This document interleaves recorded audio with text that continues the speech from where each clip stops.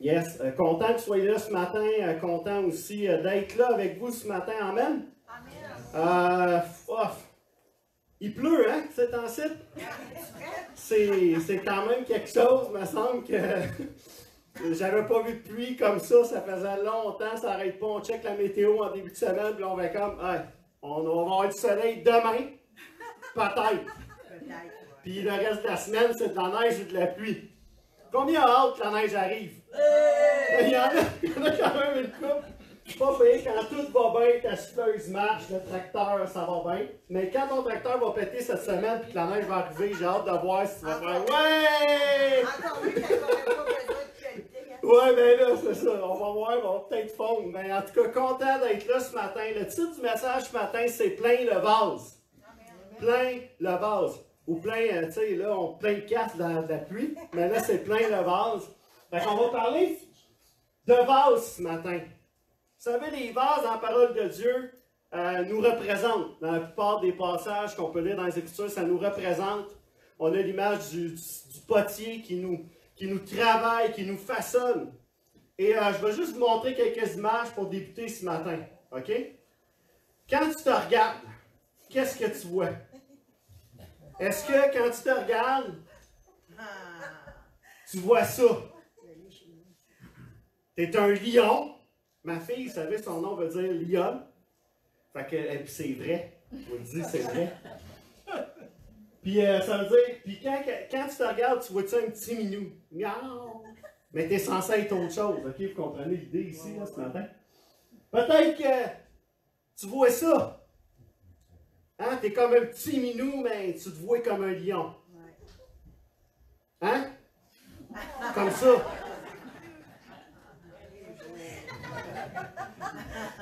Quand même pas pire. Il est beau, hein? Faudrait faire ça avec le chat à Gaëtan puis le gars, voir que ça va bien. L'essayer. C'est pas pire pareil. Je sais pas si ça se vend, ces petits casses-là. Sûrement. Peut-être que tu vois ça. Amen? Et tellement, c'est tellement bénissant parce que ce que je veux vous montrer ce matin, c'est que Dieu se plaît tellement à utiliser des choses improbables, des gens improbables, pour accomplir sa volonté, amen, pour accomplir ses plans. Et Dieu a une perception tellement différente de nous-mêmes. Nous, quand on se regarde, des fois, on se voit tout petit, on se voit faible, on se voit fragile, on se voit, tu sais. Puis Dieu, lui, quand il te regarde, il voit un lion qui est prêt à sauter, à prendre le territoire que Dieu il veut lui donner. Amen? Amen. Mais peut-être que tu te vois comme ce petit bébé chat-là. Rien de menaçant. Puis Dieu, lui, il te voit comme le lion. C'est ça que tu es en réalité. Amen? Amen. On est les enfants de Dieu. Mais nous, on nous voit comme le petit minou. Inoffensif, gentil, tranquille. Puis je ne dis pas qu'il faut être méchant, là, puis agressif, tout le kit. C'est pas ça que je veux dire. Mais comprenez l'image ici, que Dieu nous voit au-delà de ce que nous-mêmes, on peut percevoir de nous. Amen? Amen. Et ça, c'est la bonne nouvelle. Parce que si on se centrerait sur qu'est-ce que nous voyons de nous-mêmes, souvent dans la vie, les choses avanceraient plus tranquillement. On ne serait pas là où on est, nécessairement. En tout cas, moi, je sais que je ne serais pas ici en train de vous parler. Ça, c'est certain. Parce que je suis probablement plus le petit minou fragile.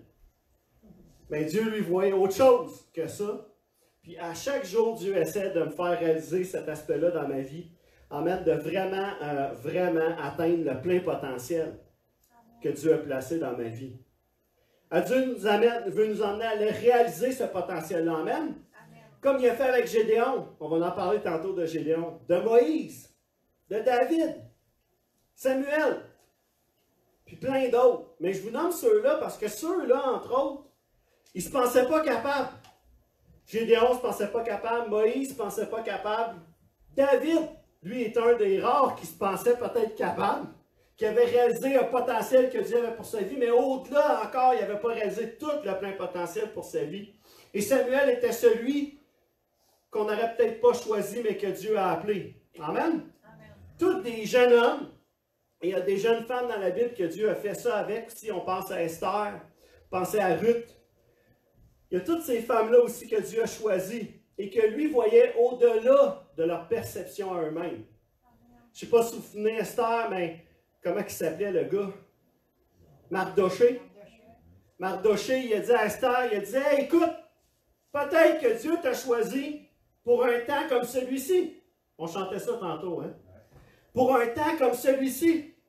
Dieu t'a placé ici. Tu es un petit chat au début. Mais là, Dieu veut t'utiliser comme une lionne pour délivrer le peuple d'Israël. Amen? Amen. Jérémie chapitre 18, versets 1 à 6 nous dit, là c'est 1, mais c'est 18, j'ai oublié un chiffre. Ça dit, Jérémie reçut du Seigneur cette parole, debout, Jérémie. On peut supposer qu'il était assis, couché, il n'était pas dans une position active. Hein? Il n'était pas actif. Et là, Dieu vient, il l'active, debout, Jérémie. Lève-toi, il y a quelque chose à faire. Arrête de paresser. Descends chez le potier. Lequel? On ne sait pas. La Bible ne nous dit pas. Mais descends chez le potier. C'est là que je te ferai entendre ce que j'ai à te dire. Je descendis donc. Alors Jérémie s'active. Je descendis donc chez le potier et le trouvai en train de travailler sur son tour. Vous savez, c'est quoi une tour, là? Vous avez tous vu mon fantôme d'amour? Presque tout. Vous savez à quoi ça peut ressembler? Cette tour-là, là, que moi, j'ai jamais été capable, mais j'ai déjà essayé, là, je pense, pas avec une tour, mais tu sais, juste à l'école, de faire des pots popés. Non, ça ressemble à des cendriers à la fin, tu sais. Mais c'est pas grave.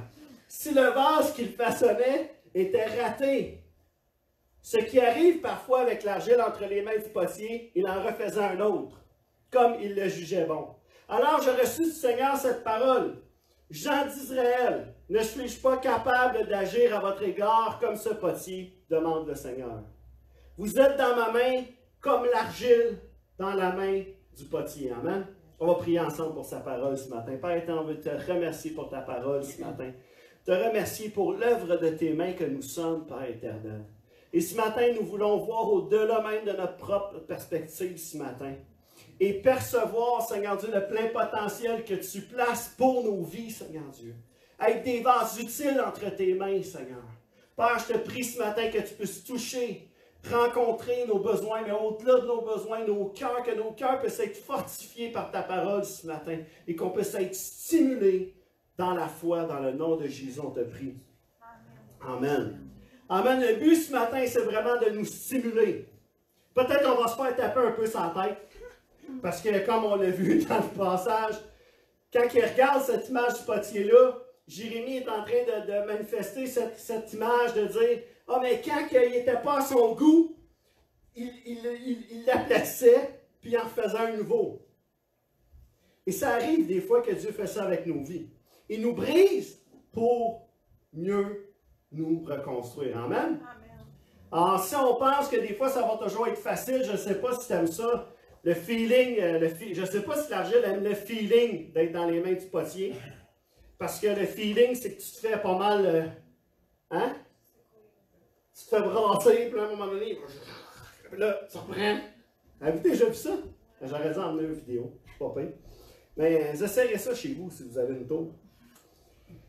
La première chose que je veux partager avec vous ce matin, le premier point dans le fond de mon message, c'est des vases vides. Et pourquoi je veux parler de vases vides, puis mon titre c'est plein de vases? Je vais mettre ça au clair tout de suite. Pour remplir un vase, il faut qu'il soit vide. Amen. Je m'attendais à « Wow, oh, oui, c'est tellement bon ça, c'est vrai, j'avais jamais pensé à ça. » Je sais pas, moi c'est rare que je remets une poche de lait dans mon truc de lait puis qu'il est plein. T'essayeras voir. De mettre, déjà, tu as de la misère à le remplir des fois du premier coup, il faut que tu t'approches. Ça me arrive-tu? Quand tu t'approches pas assez, tu arrives pour vider le lait, puis là ça fait d'un coup. Ça vous est déjà arrivé ça aussi?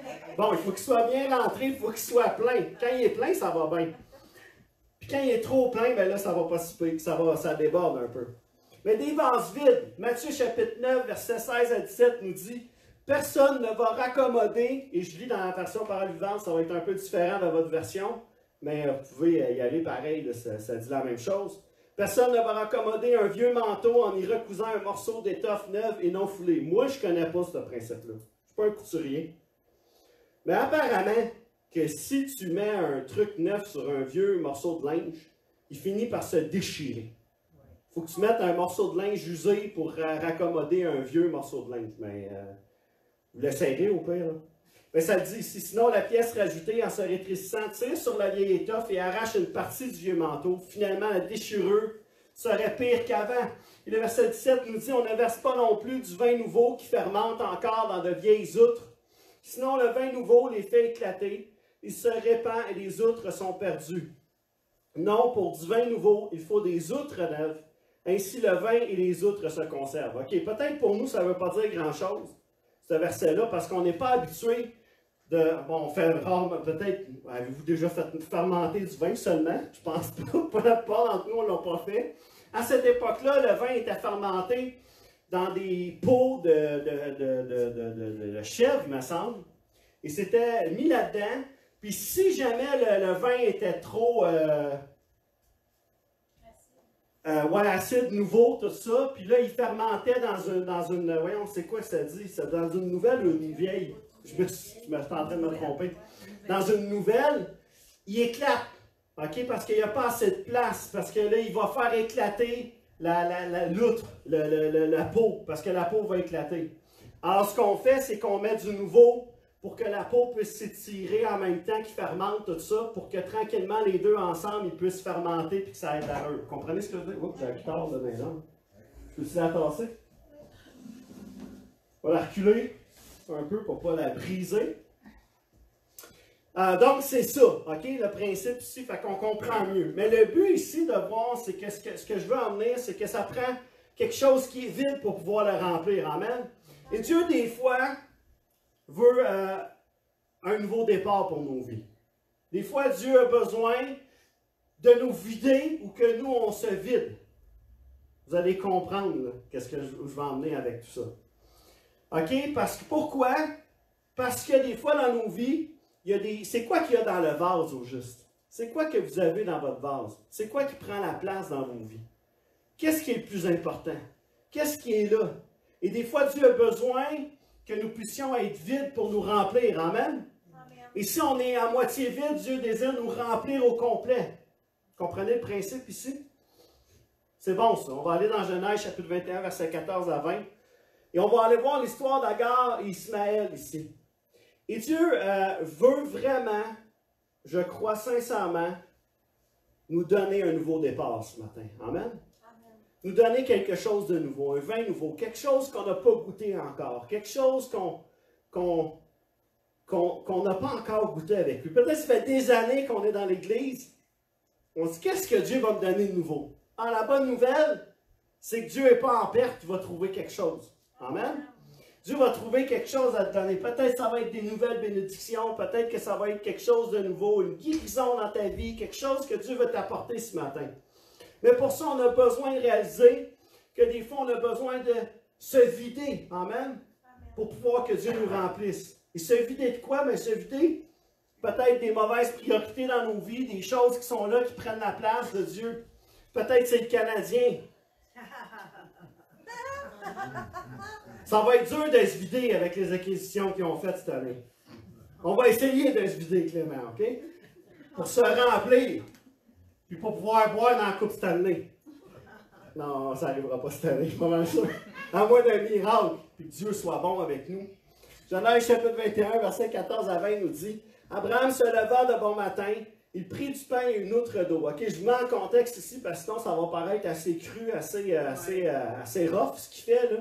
Ce qui arrive ici, c'est qu'Agar, qui est la servante de sa femme Sarah, vous savez, Abraham a voulu devancer la promesse. Ils ont voulu, les deux, devancer la promesse. Et il a couché avec la servante qui a eu un fils qui s'appelait Ismaël. Et ce n'était pas le fils que Dieu avait promis, parce que Dieu a accompli sa promesse quelques années plus tard à travers la naissance d'Isaac. Et je ne veux pas me tromper les noms des fois. Isaac. Et là, ce qui arrive, c'est que Sarah devient jalouse de l'attention qu'Abraham porte envers Ismaël, puis comment qu'Agar, elle semble avoir un regard hautain devant Sarah, en disant « Hey, as-tu vu, moi, nanana, nanana. » Alors, ce qui arrive, c'est que là, sa femme, elle dit « Écoute, il faut que tu la mettes dehors. Tu la mets dehors, elle et son fils. Tu la mets dehors, moi, je suis plus capable, je ne veux plus la voir, je ne veux plus voir sa face, nanana, nanana. Tu fais ce que tu veux, mais tu la mets dehors. » Bon, c'est un peu... Tu sais, on s'entend que le contexte est particulier. Et là, Abraham se lève de bon matin, écoute sa femme, prend du pain, une outre d'eau, il la donne à Agar, il la place sur son épaule, et il remet l'enfant aussi, Ismaël, puis il la renvoie. Va-t'en avec ça. Quand la fille s'en va, la Bible nous dit qu'elle se perd dans le désert de Beersheba. Elle se perd, elle s'égare. Et quand l'autre là est épuisée, elle laisse l'enfant sous un petit arbre. Et verset 16, ça dit, elle alla s'asseoir vis-à-vis à une portée d'arc, car elle disait que je ne vois pas mourir mon enfant. Elle s'assit donc vis-à-vis de lui, éleva la voix et pleura. Dieu entendit la voix de l'enfant, et l'ange de Dieu appela du ciel Agar et lui dit, qu'as-tu, Agar? Ne crains point, car Dieu a entendu la voix de l'enfant dans le lieu où il est.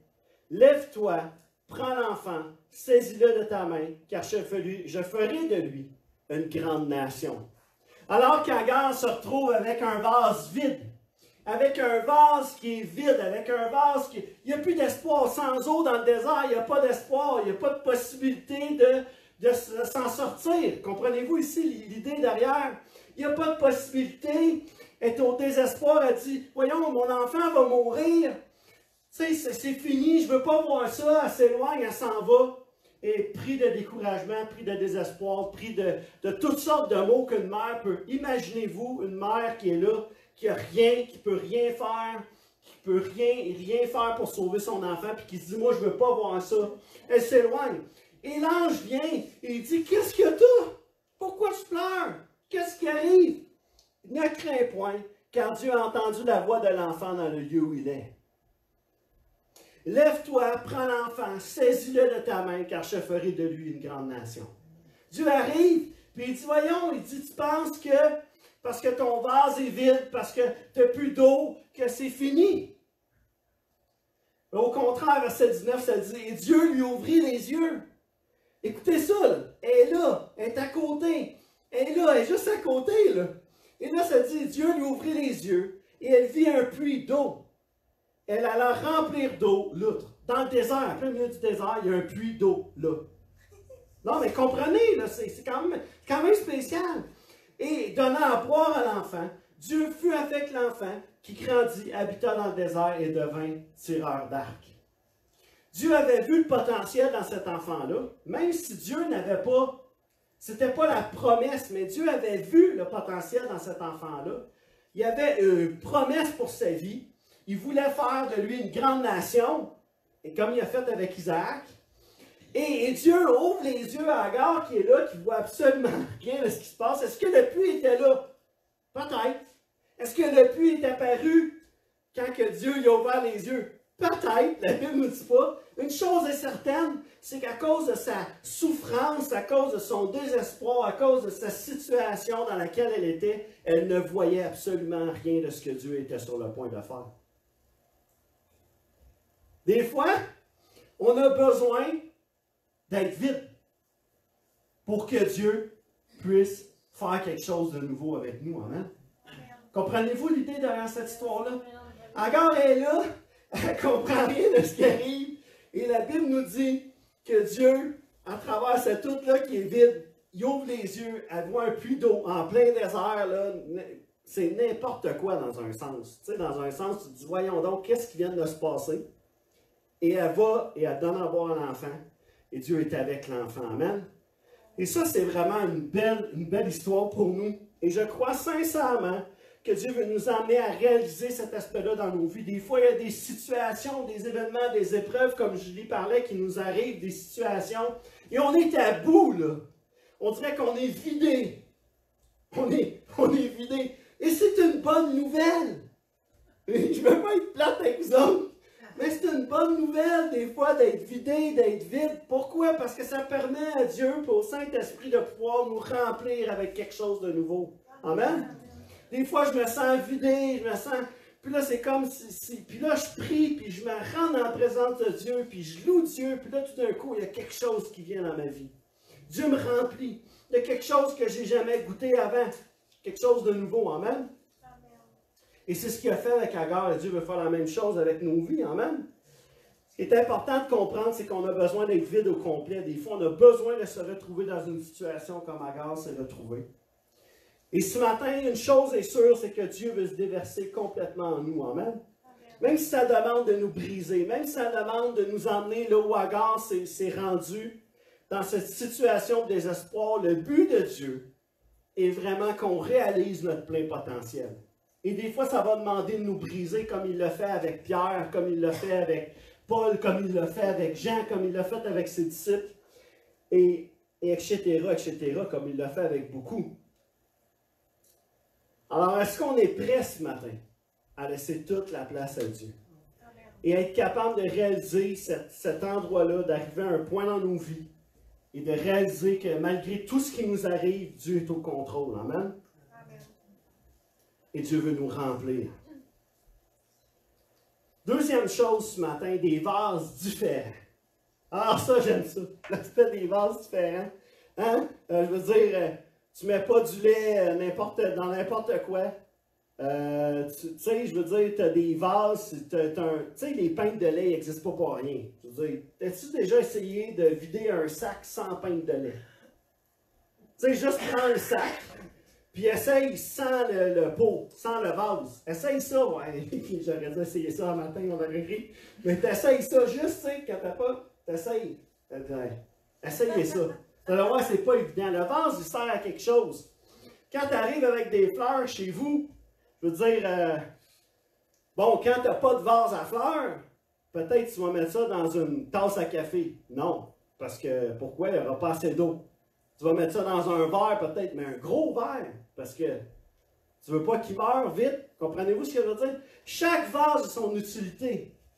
Et dans la Bible, c'était pareil. Il y avait des outres, il y avait des vases qui servaient au vin, qui étaient faits en différentes choses, comme on l'a vu tantôt en peau de chèvre, des vases qui servaient dans des mariages, des vases d'honneur, la Bible nous dit, puis des vases autres qui servaient à autre chose. Dans 2 Timothée, chapitre 2, verset 20, ça nous dit, dans une grande maison, il n'y a pas seulement des vases d'or et d'argent, il y en a aussi en bois et en terre cuite. Les premiers sont réservés aux grandes occasions, les autres sont destinés à l'usage courant. Mais les deux servent. Les deux sont utiles, amen, dans les mains de Dieu. Mais on est, chacun d'entre nous, différents. Et parce qu'on est tous différents, on a tous un rôle à jouer. Peut-être, moi, ma job, ça va être de verser le lait. Peut-être la job à Louise, ça va être de verser le café. Merci pour le café, Seigneur. Peut-être la job à Julie, ça va être de verser de l'eau. Amen. Peut-être que, tu sais, je veux dire, tu ne mets pas du café dans un pichet en plastique. Ça fait dur. Quand tu arrives au restaurant, là, puis que, mettons, moi, il m'amènerait, je ne sais pas, il mettrait ça dans une pinte de lait, mon café, je regarderais croche.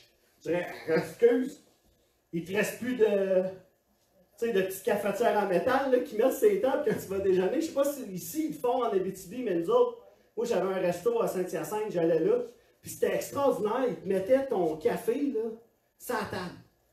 Extraordinaire. Ils te mettaient ça sur la table, une genre de carafe de café en métal, puis là, ça restait chaud. Puis là, moi, je m'amusais à faire parler la carafe. Allô! Bonjour! Là, t'as la fumée qui sort en même temps. C'est drôle, on dirait que quelqu'un fume, puis là, la boucane en sort. En tout cas, moi, j'avais bien du fun à faire ça avec mes chums de gars. Tu sais, puis là, Myriam n'en revient pas, je dis ça. Mais ça, c'est un de mes chums de gars, il arrive à la maison, on est en train de déjeuner, puis il voulait imiter ma mère. Ma mère, elle fumait gros à l'époque, puis il me fait ça de même. J'ai trouvé ça tellement drôle qu'il faut que je le refasse devant d'autres mondes. Lui, il imitait ma mère. Hey, Gabriel! Hey, Gabriel! Puis ça faisait la boucane en même temps. Écoute, on arrête là. On finit là.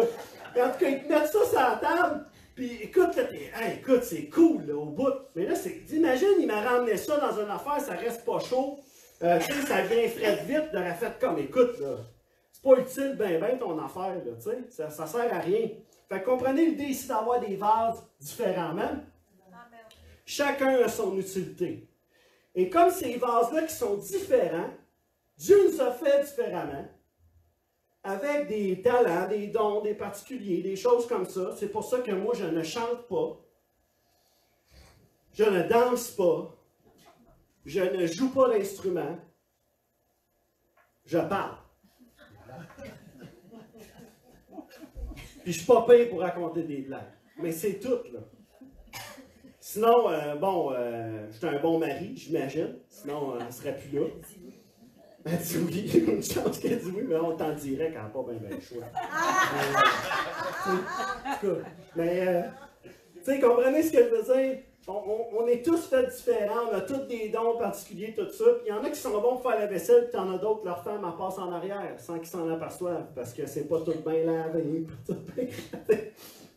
Il y en a qui font signe. Ah ouais, ça me dit quoi ça? Tu sais? En tout cas, il faut arrêter de se comparer aux autres. Amen. Le but derrière ce point-ci, c'est celui-là. Arrêtons de regarder autour de nous qui fait mieux, qui fait moins bien, qui fait ci, qui fait ça. Chacun, on sert à quelque chose. Dieu nous a choisis pour être dans cette église, dans cette ville, dans cette province, dans ce pays, dans ce monde. Amen. Pour une raison. Et il y a une raison. Et le but ce matin, c'est qu'on puisse réaliser que malgré qu'on est différents, souvent l'erreur qu'on fait, c'est qu'on se compare. La pinte de lait regarde l'autre, il est bien plus beau, lui. Hey, as-tu vu, il y a des petites peintes d'or, là. Moi, je suis blanc. Avec des petites lignes, tu sais, la plupart sont blancs. D'autres, bruns, avez-vous connu ça? Les bruns, les beiges, là, foncés, il y en a de toutes les sortes. Puis ils se regardent, puis ils se comparent entre eux autres, ben, lui, être blanc. Moi, au moins, je cache le lait comme du monde. Toi, tu te déteins, tu sais. Comprenez-vous ce que je veux dire? Ils se comparent, tu sais, puis là, on est là en train de se comparer. C'est qui le meilleur? Même s'ils ont la même utilité, des fois, ils vont se comparer. Je chante bien mieux que lui. Je chante bien mieux que Luc Dumont. Ou qu'un autre. Comprenez-vous? Et l'idée, c'est que arrêtons cela. Amen. Arrêtons cela, mais plutôt regardons parce que chaque vase a son utilité. Je veux lire une histoire avec vous, Gédéon par exemple. L'histoire de Gédéon. Vous connaissez l'histoire de Gédéon? Gédéon arrive, il dit à Dieu, je ne suis pas capable, je suis le plus petit, comme le petit choul. Je suis le plus petit, je suis le plus pauvre parmi tous les gens en Israël. Pourquoi tu me choisis? Pourquoi moi? Pourquoi moi? Pourquoi moi? Prends quelqu'un d'autre. Et l'ange arrive, il dit, OK, qu'est-ce qu'il te faut? Ça me prendrait un signe, quelque chose. Puis Gédéon était bon, ces signes. Hein. Lui, des signes, là, il y en a eu. Là. Toison sèche, mouillée, pas sèche, mouillée, gazon mouillé, toison sèche. Tu sais, comprenez-vous? Il en voulait, puis il en a eu. Et là, Dieu a fait tout ça pour lui. Pourquoi? Pour le fortifier dans sa foi. Et Gédéon est là, puis Dieu choisit. Il arrive à un moment donné, il doit se saisir de la promesse de Dieu. Avec 300 gars, il était 30 000 au début. Ça, il y a 30 000, me semble. Me semble dans ce coin-là, 30 000. Puis il était 30 000 au début, puis Dieu a fait le tri là-dedans. Ah non, envoie tous ceux qui ont peur. Fait qu'il se ramasse avec 3 000. 3 000, Gédéon, on est pas pire, 3 000. Ah, il dit, il y en a trop encore. Mais s'il y en a 3 000, ils vont s'attribuer toute la victoire, puis j'aime pas l'idée. Fait que tu vas les emmener à un buisson, puis tu vas les faire boire dans l'eau. OK? Puis tous ceux qui vont laper l'eau, comme un chien, avec leurs mains, puis qui vont regarder autour d'eux autres, tu vas les prendre, puis les autres qui ont la tête dans l'eau, tu vas les renvoyer chez eux. Il y a un aspect important à ça, nous, on ne saisit pas tout le temps, mais l'aspect de l'homme qui lappe l'eau, puis qui prend l'eau avec ses mains, puis qui lappe l'eau, il voit ce qui se passe autour. Le gars qui a la tête dans l'eau ne voit rien. Alors Dieu a choisi les guerriers, Dieu a choisi les soldats, Dieu a choisi ceux qui étaient alertes, et c'est eux que Dieu a choisis. Et là, ils sont 300. Puis là, Gédéon, il dit, je l'ai. On l'a, la gang, on va gagner de même. Il divise en 3 quarts, fait qu'en 3 parties, 100 gars dans chaque, les 300 hommes, il leur remet à tous des trompettes puis des cruches vides. Avec ça, les boys, on va gagner la guerre. Moi, je sais pas, leur aurait donné peut-être un gun, une mitraillette, quelque chose, une grenade avec. Puis j'aurais senti les gars en confiance. Donne-moi une trompette, une cruche vide. Il me dit, c'est quoi, je me casse la cruche sur la tête, je fais semblant d'être mort, puis après ça, je sonne la trompette pour faire peur. Tu sais, tu te demandes c'est quoi la stratégie. Puis là, il dit, avec des flambeaux dans les cruches. Fait qu'il met des flambeaux là-dedans, c'est beau ça, c'est comme une grosse chandelle, là. Tu sais. Puis là, tu pars, puis là, il dit, vous me regarderez et vous ferez comme moi. OK, fait que là, on ne sait pas ce qu'on va faire, là. Tu sais, je sais pas, moi, si j'irai en guerre de même. Tu sais, écoute, suis-moi, fais comme moi. OK. Tu sais, c'est comme, comprenez-vous, et dès que j'aborderai le camp, vous ferez ce que je ferai. OK, good, Gédéon, on t'écoute, man. Et quand je sonnerai de la trompette, ok, c'est à ça qu'elle sert, il va falloir sonner avec la trompette. Je pensais que c'était pour frapper le monde avec, là. Moi et tous ceux qui seront avec moi, vous sonnerez aussi de la trompette tout autour du camp. Il y en avait des trompettes, là. Ça coûte cher des trompettes. Je ne sais pas comment il y en avait de même, mais il y en avait. Et vous direz, ouais, j'étais en train de muser la voix. Et vous direz, pour l'Éternel et pour Gédéon.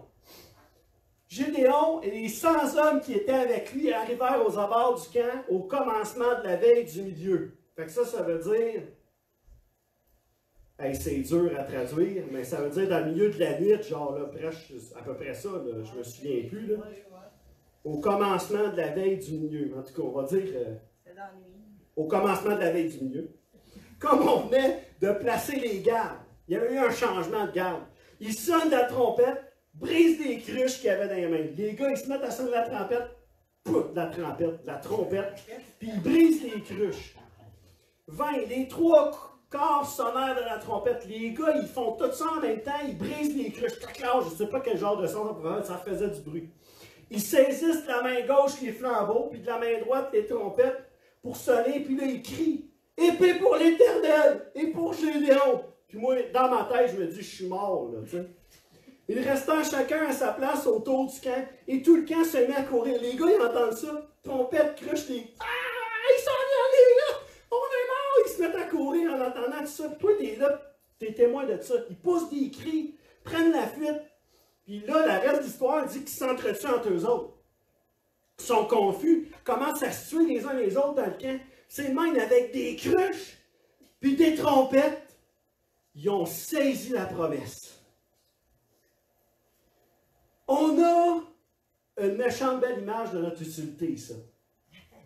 On est des cruches. Oui, on est des cruches. Mais pas n'importe quelle cruche. Amen.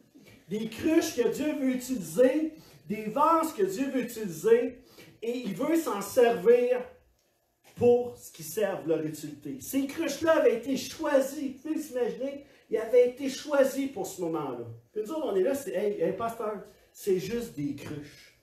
C'était juste une chèvre aussi qui était pognée la tête dans le buisson en haut de la montagne. Puis oui, c'est juste des cruches, mais Dieu avait planifié, un potier ferait ces cruches-là. Il avait planifié tout ça. Puis ces cruches-là, ils vont servir les 300 cruches ici, les boys, ils servent à ça. Touchez-y pas pour autre chose. Comprenez-vous ce que je veux dire? Et c'est à ça qu'ils devaient servir.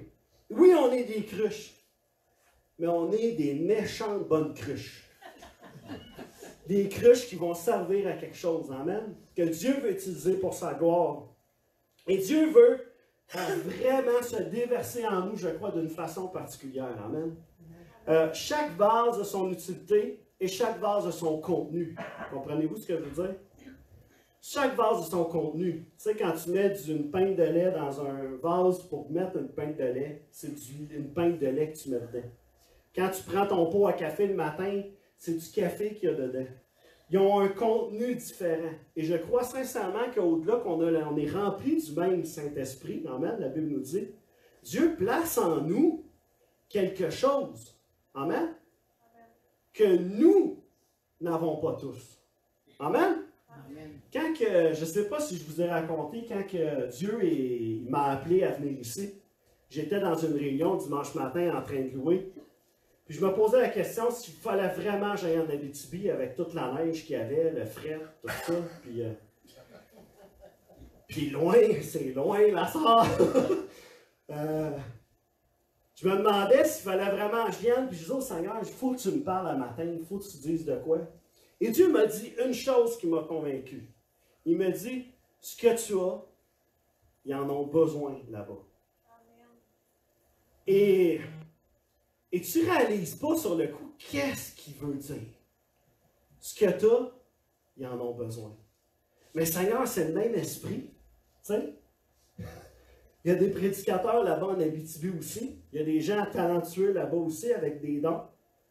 Mais Dieu m'a convaincu, il dit, ce que tu as besoin de le déverser là-bas. Amen? Amen. Et pour ça, il faut que Dieu me remplisse constamment. Il faut que Dieu me remplisse. Amen? Oui, je suis une cruche. mais je suis une cruche lassaroise. Les meilleures cruches, comprends-tu? Les plus solides. Amen. Mais je crois sincèrement qu'on a tous quelque chose en nous que Dieu veut qu'on se serve pour déverser autour de nous. Amen. Il y a des gens, là, qui sont remplis de joie, tout le temps. Puis eux, ils déversent la joie autour d'eux autres. Puis t'en as, c'est le contraire. Tu as des gens avec qui tu travailles qui sont remplis de colère. Puis qu'est-ce qu'ils déversent? Ils déversent la colère autour d'eux. Il y a des gens qui sont blessés, puis qui blessent les autres autour d'eux. Il y a des gens qui sont tristes, constamment tristes, puis tu parles avec ces gens-là, puis tu sors de là, puis tu es déprimé. Tu sais, on a quelque chose à l'intérieur de nous, chacun d'entre nous, qu'on peut déverser autour de nous. Amen. Et c'est ce que Dieu veut faire avec nous. Amen. Alors, soyons la cruche que Dieu veut qu'on soit. Des vases pleins, je termine avec ça. L'aspect des vases pleins. On a parlé des vases vides, on a parlé des vases différents. Bon, à ce temps, on va parler de remplir ces vases-là. Dans 2 Rois, chapitre 4, versets 1 à 6, on a l'histoire de cette femme. Je ne sais pas si vous connaissez l'histoire de cette femme. On va la lire ensemble. Une femme, d'entre les femmes des fils des prophètes, cria à Élisée en disant: ton serviteur, mon mari, est mort, et tu sais que ton serviteur craignait l'Éternel. Or, le créancier est venu pour prendre mes 2 enfants et en faire ses esclaves. Élisée lui dit: que puis-je faire pour toi? Qu'est-ce que je peux faire? Tu as un besoin? Tu as un besoin? Qu'est-ce que je peux faire pour toi? Dis-moi, qu'est-ce que tu as à la maison? Elle répondit: ta servante n'a rien du tout à la maison qu'un vase d'huile. Il dit: va demander au dehors des vases chez tous tes voisins. Des vases vides. Vides. Il fallait qu'ils soient vides, là. Elle a un vase d'huile. OK? C'est ça que la Bible nous dit. Elle a un vase d'huile, elle a de quoi dedans. Là, lui, il dit: va chercher des vases vides. Puis, ça dépasse un peu une logique, là. Parce que, tu sais, si tu vas demander quelque chose à tes voisins, je veux dire, moi, si, mettons, j'ai besoin de sucre, je ne vais pas demander: écoute, as-tu un peu de sucre vide? J'ai besoin de sucre. As-tu un pot de sucre vide? Ben, tu as besoin de sucre, tu ne veux pas de sucre dedans, j'ai juste besoin du pot vide dedans. Juste ça, ça va être correct. Tu sais, comprenez-vous?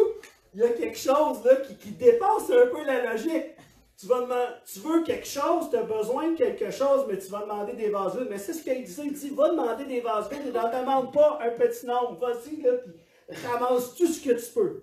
Quand tu vas être rentré, tu vas fermer la porte sur toi et sur tes enfants. Tu vas verser dans tous ces vases-là et tu mettras de côté ceux qui seront pleins. Mais tu imagines un peu la scène, là.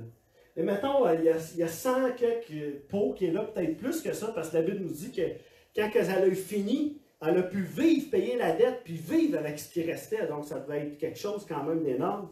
Il y a tous ces vases vides-là qui sont là quand tu te retournes, ils sont vides. Puis là, Élisée dit: verse l'huile que tu as dedans. Ben, je m'excuse, là, mais comment tu veux qu'il y en ait plus qu'il y en a dans mon vase? Tu sais, mais c'est un pas de foi, amen. Alors elle le quitta, elle s'en va avec ça, ferme la porte sur elle et sur ses enfants, et lui présentait les vases. Ses enfants, ils présentent les vases et elle verse. Tout ce qu'elle fait, c'est qu'elle verse. Il présente les vases. Tiens-moi. Et quand les vases ont été remplis, elle dit à son fils: présente-moi encore un vase. Mais il lui répondit: il n'y a plus de vase. Et l'huile s'arrêta. L'huile s'arrête. Il n'y a plus de vase? OK. L'huile s'arrête. Ça veut dire que s'il y avait encore eu des vases, l'huile aurait continué de couler. C'est ce que c'est en train de nous dire. C'est-tu pas extraordinaire, ça? Des vases remplis. Et je crois sincèrement que Dieu veut nous remplir chacun d'entre nous comme il l'a fait pour ces vases-là. Amen. Et si on est des vases, s'il y a des choses, imaginez que ces vases-là, c'est tout plein d'aspects dans vos vies, des choses qui ont besoin d'être comblées, des besoins qui ont besoin d'être remplis, des guérisons, des miracles, de vendre une maison, mettons, tu sais, tout ça, déménager, trouver quelque chose, tu sais, quelque chose, là. Il y a un besoin qui est là. Et nous, souvent, on se contente de peu. Hein, c'est vrai. Et Élisée fait quelque chose avec cette femme-là, il va dire: écoute, là, quand tu vas aller demander des vases, là, une des choses les plus importantes, demande-en pas un petit nombre. Demande-en beaucoup. Prends tout ce que tu peux prendre. Et nous, des fois, on se contente de peu quand on peut avoir tellement plus. Alors, ce matin, je veux juste nous faire réaliser qu'on peut demander plus. Que Dieu désire nous donner plus. Amen. Alors, on devrait être comme cette femme-là, on va chercher tout ce qu'on peut dans la présence de Dieu, on va chercher tout ce qu'on peut, tout ce que Dieu a nous donné, mettre notre foi en lui, croire que Dieu va se déverser, déborder, afin qu'on puisse déborder avec sa présence, son amour, amen, sa puissance, sa grâce sur les autres qui nous entourent. Et tant qu'il y aura des vases, Dieu se déversera en nous. Amen. Tant qu'on va laisser de la place à Dieu dans nos vies, tant qu'on va faire de la place à Dieu dans nos vies, tant qu'on va faire de la place, Dieu va continuer de se déverser. Mais la minute où on va arrêter, ça va s'arrêter. Comprenez-vous ce que je veux dire? Il faut réaliser que c'est tellement une bénédiction, une histoire comme ça. Cette femme-là est partie, elle a payé la dette et elle a vécu avec tout ce qui restait. Amen. Au-delà de sa demande, Dieu a fait infiniment plus. Et je crois sincèrement que Dieu veut nous remplir. 2 Corinthiens chapitre 4, versets 6 à 7, dans la version parole vivante, ça nous dit, en effet, le même Dieu qui un jour a ordonné que la lumière jaillisse des ténèbres, a illuminé nos cœurs afin que nous puissions à notre tour refléter la lumière de la connaissance de Dieu et faire resplendir sur les autres la gloire divine qui rayonne sur le visage de Jésus-Christ. Verset 7, cet évangile est le trésor précieux qui nous a été confié. Certes, nous portons ce trésor dans des vases de terre cuite, mais il faut qu'il en soit ainsi. Cela prouve avec évidence que cette incomparable puissance vient de Dieu et non pas de nous. Mais est-ce qu'on saisit ce verset-là ce matin? Est-ce qu'on réalise? C'est important parce qu'il ne faut pas qu'on ait à se glorifier de ce que Dieu va faire dans nos vies. Amen? Amen. J'aime mieux que les gens me voient comme un petit chat puis que je sois un lion pour Dieu. Hey, il a l'air tranquille, Gabriel. Ça a l'air d'être un gars pas pire et tranquille. Mais quand il prêche, fait shaker l'église. Juste avec sa voix. Non, mais tu sais, comprenez-vous ce que je veux dire? Il y a quelque chose. Tu sais, puis c'est pas ça, puis je veux pas me vanter de moi-même. Dans le sens où on est des vases de terre, on est des vases simples, on est des vases que Dieu a choisis. Amen. Et la Bible nous dit que Dieu s'est versé en nous afin qu'on puisse se déverser sur les autres. Pour que sa gloire puisse être manifestée autour de nous. Amen. Que les gens puissent connaître, pour que les gens aient le goût de goûter ce que tu as. J'en veux. Comme quand tu goûtes un nouveau café chez quelqu'un ou quelque chose, tu sais, quelqu'un te fait un bon dessert, puis là, ça a l'air bon, ça, là. Ah, donne-moi-en, je vais y goûter, ouais. Oh, c'est bon, ça. Ah, j'en veux plus. Là, écoute, il en reste plus, tu l'as tout mangé. Mais, il va falloir que tu m'en fasses un autre, là. Il va revenir, tu m'en fais un autre, tu sais, tu comprends? Il va revenir, il va en manger d'autres, là, tu sais. Mais tu sais, plein, amen. Pas rassasié. Et mon désir ce matin, c'est juste qu'on puisse saisir à travers cette histoire que Dieu cherche à nous remplir. Allons-nous nous laisser remplir, amen? C'est la question que je vous pose ce matin. Les remplissages gratuits, connaissez-vous ça? Tu sais, tu parlais tantôt de mon café qui mettent ça à la table, puis là, tu as juste à t'en servir tout seul, tout ça. Mais tu sais, à une époque, les remplissages gratuits, ça n'existait pas. Tu avais ça chez McDo, puis chez une couple d'autres. Là, je fais de la pub un matin, c'est pas sûr que. En tout cas, peu importe. Tu avais ça chez plein d'autres choses, puis là, ils te remplissaient ça. Mais aujourd'hui, les machines sont en dehors des caisses, puis là, avec la situation encore plus en dehors des caisses. Puis là, tu peux te remplir ça gratis, tu sais, de remplissage. Quand moi, j'étais allé aux États-Unis les premières fois, je suis resté tellement surpris parce que j'arrivais dans un restaurant, je payais une liqueur, puis là, je me disais, je vais repayer la deuxième. Mais c'est pas mal que ça marche aux États-Unis. Tu payes une fois, pas pour la bouffe, là, mais pour ce qui est de la boisson, tu payes une fois ta boisson, puis toutes les autres shots, c'est gratis. Là, je me disais, ah, c'est extraordinaire! Quel monde merveilleux!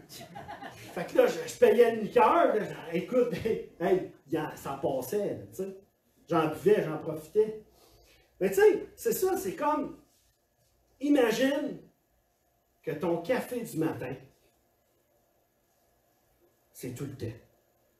Tu sais, tu vas chez Tim, tu payes une fois, bon, un autre.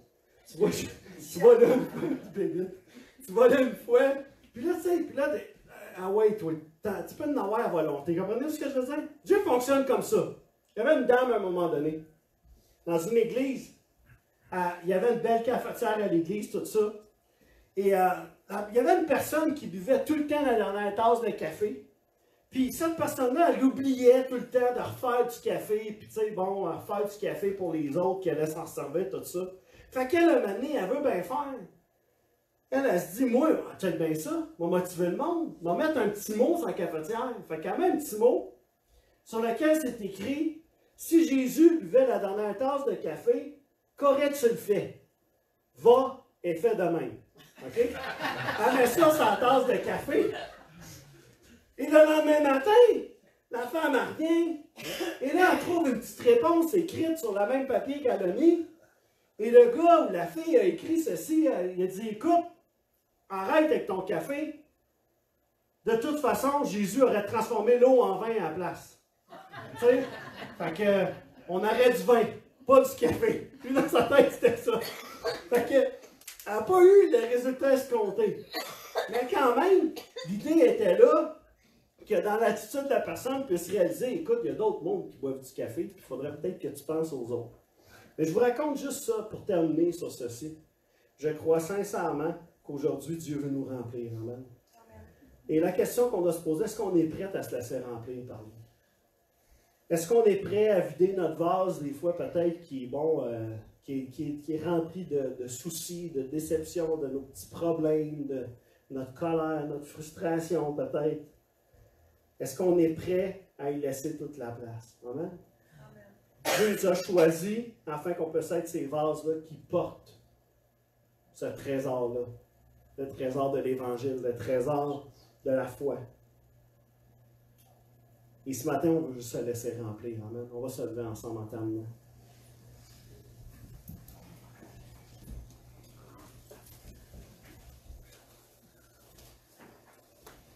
Père éternel, ce matin, on veut te remercier pour ta présence. On veut te remercier pour ta grâce, ton amour qui coule dans ce lieu.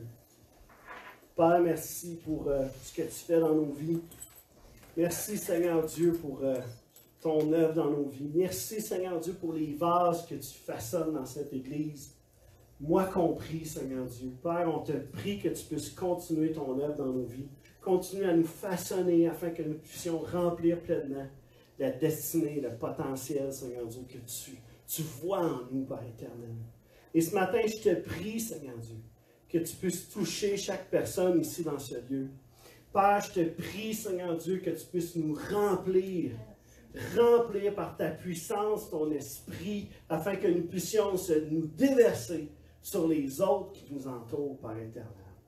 Père, je veux te remercier pour ce que tu déverses en nous, pour ce que tu déposes en nous, Seigneur Dieu, que nous puissions être des vases utiles entre tes mains, Seigneur Dieu.